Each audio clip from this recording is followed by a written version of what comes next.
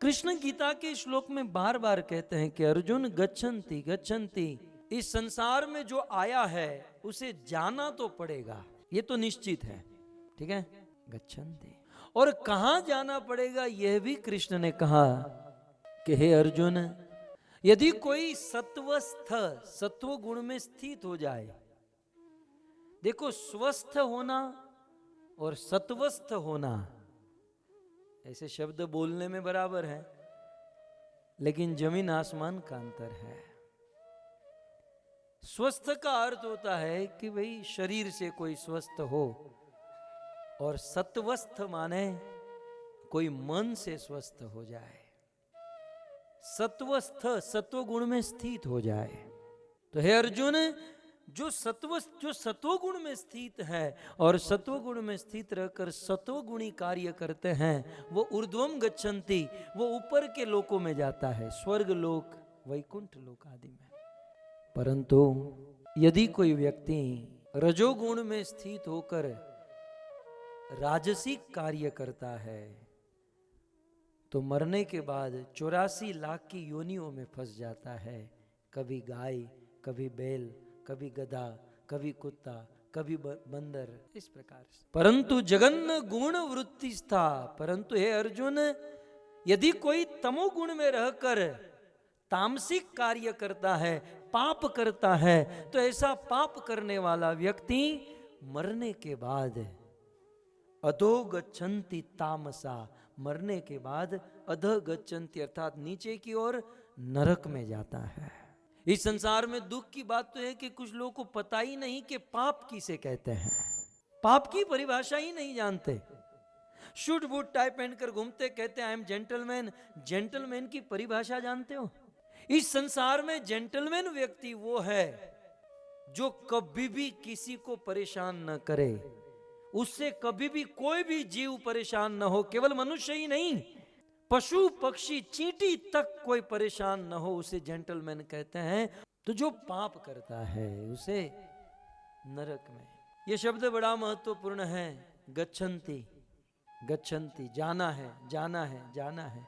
गीता में कृष्ण कहते हैं जाना है, एक ना एक दिन यह शरीर छोड़कर जाना है भक्तों। सुबुद्धिमानी यह है कि शरीर को तो एक दिन छोड़ना ही है, शरीर तो एक दिन श्मशान की भस्म राख बनने वाली है। इस शरीर को इतनी मेहनत कराए, इस शरीर को इतना तपाए, इस शरीर से इतनी तपस्या कराए कि आत्मा की उन्नति हो जाए, आत्मा का प्रोग्रेस हो जाए। लेकिन हमारा उल्टा है, आत्मा का जो होना है सो हो, शरीर को मौज होनी चाहिए बस। आत्मा को किसने देखा? जैसे वो बिल के बारे में मैंने कहा ना, महीने के बाद कौन देखा? शरीर को मौज। इसलिए लोग रात दिन शरीर के सुख में ही लगे हुए हैं, शरीर को आनंद देने में लगे हैं। मूवी देखते हैं आंखों को तृप्त करने, फिल्मों के गाने सुनते हैं कानों को तृप्त करने,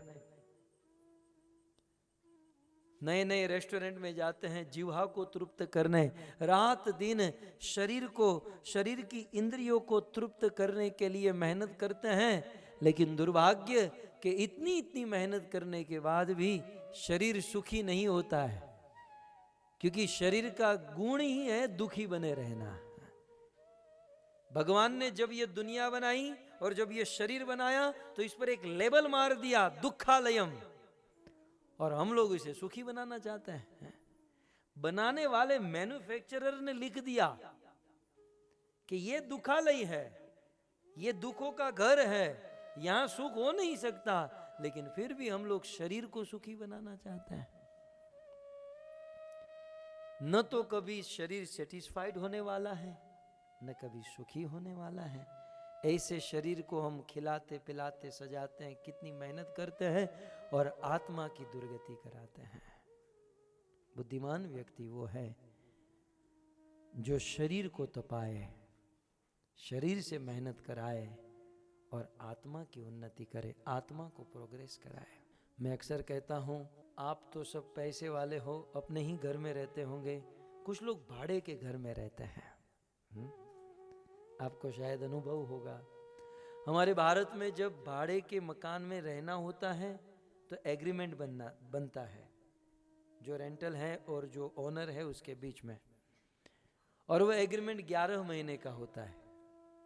यदि ज़्यादा कर दिया तो भारत तो आप जानते हैं ना, वो अपना कर लेगा घर। सब भूमि गोपाल की, गोपाल मेरे पिताजी का नाम, तो सब बिठा लेता है।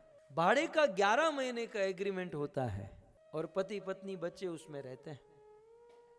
अब बुद्धिमान आदमी कौन है कि ये 11 महीने का एग्रीमेंट समाप्त हो उसके पहले कोई नया घर खोज ले।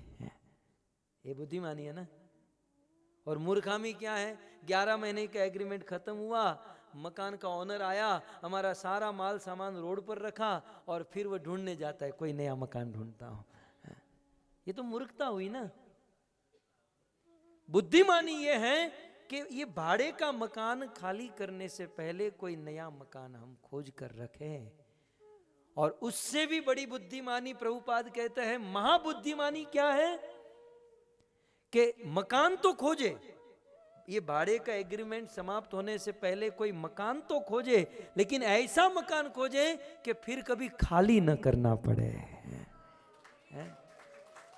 ये क्या ना, हर 11 महीने पे ये रेंट खत्म करो, खाली करो, नया मकान शिफ्ट हो, ये करो, कितनी मगजमारी। उससे अच्छा है महाबुद्धिमान व्यक्ति वो है कि ऐसा मकान खोज कर रखे कि फिर वो कभी खाली न करना पड़े। और मकान और कुछ नहीं भक्तों, मकान हमारा ये शरीर है। ये शरीर भाड़े का मकान है, ये स्थायी नहीं है। ये कुछ समय के लिए रेंट पर हमको मिला है, भाड़े के लिए मिला है। बुद्धिमान मनुष्य वो है, गीता में कृष्ण कहते हैं ये भाड़े का मकान खाली करना होगा, और ये मकान खाली करने से पहले कोई नया मकान खोज कर रखे। और ऐसा मकान कि कभी खाली न करना पड़े। और वो मकान कौन सा है? वो है न तत् भासयते सूर्य न शशांक न पावक यद गत्वा न निवर्तन्ते तद धाम परमम मम। वो एक ही मकान है और वो है भगवान का धाम। भगवान का धाम, ये है बुद्धिमानी। बाकी मूर्खता तो ये है कि भाई खाओ पियो मौज करो, देखा जाएगा। क्या देखा जाएगा? नरक में देखा जाएगा। तू क्या देखेगा? यमराज तुझे देख लेगा। तो बड़ी उग्र सुखदेव गोस्वामी ने कहा, परीक्षित जो पाप करता है उसे नरक में जाना ही होगा, उसमें कोई वो छूट नहीं सकता। श्री कृष्णा भावनामूर्त और वैदिक सनातन धर्म की विशेष जानकारी, कथा, प्रवचन, भजन, कीर्तन प्राप्त करें हमारी वेबसाइट पर www.lalgovinddas.com। फेसबुक अपडेट के लिए लाल गोविंदास पेज को लाइक करें और व्हाट्सएप अपडेट के लिए संपर्क करें +91 750 633 7055। सबसे पहले वीडियो पाने के लिए लाल गोविंदास यूट्यूब चैनल को सब्सक्राइब करें और बेल आइकॉन को प्रेस करना ना भूलें।